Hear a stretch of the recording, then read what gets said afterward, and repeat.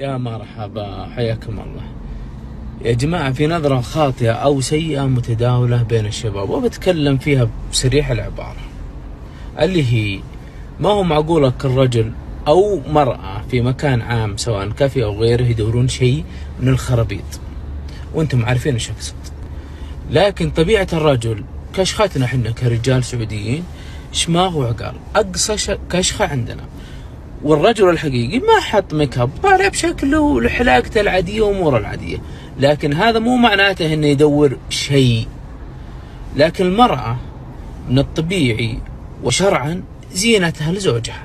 انا محتاجك تطلعين انت في كامل زينتك وفي الميك اب، وفي النهاية مين يبي يشوفك؟ انا وذاك وذاك.